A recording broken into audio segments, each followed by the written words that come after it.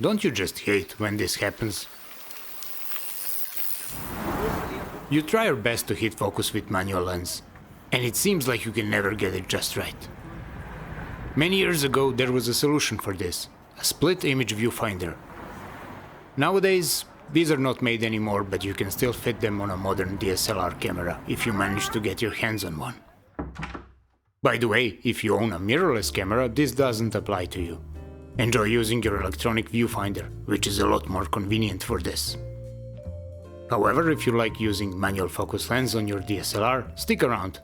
We'll see how hard it is to fit one into my Nikon D850. You can find some of these screens on this delightfully retro website. They are producing new screens from old ones, which were made for film cameras. Nothing bad with that. And just to set things clear, I bought this screen with my own money. However, I got it from local classifieds, unopened, for 30 euros. Someone got this by mistake and wanted to sell it. I wouldn't buy it for asking price, that's for sure. I mean, specifically now when DSLRs are slowly riding into the sunset. So this is what you get when you order. A screen, shims, and a set of helper tools. Some tweezers were also included, but I decided to use my own. It's nice that you can get some shims. I ended up needing 2 of them in the end. Of course, you won't know if you'll need them until you install the screen and compare your focus on the live view.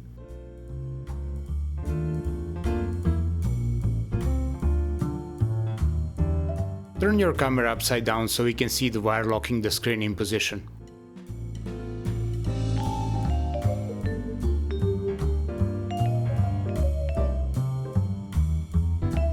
You can use this micro crowbar looking tool to unlock it. Now, this is a lot easier when you don't have to hold and check another camera between you and the patient. It's not that hard. I had to do this twice to add few shims later, so focus would be just right. It was quite easy the second time, without the camera.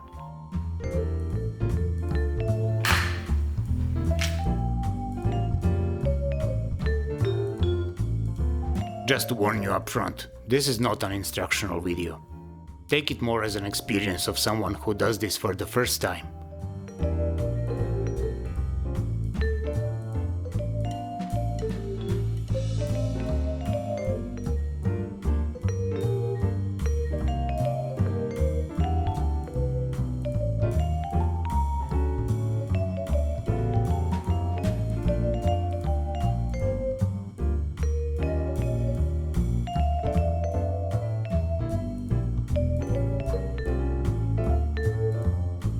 Only thing left to do now is to grab a nice manual focus lens and test it all out.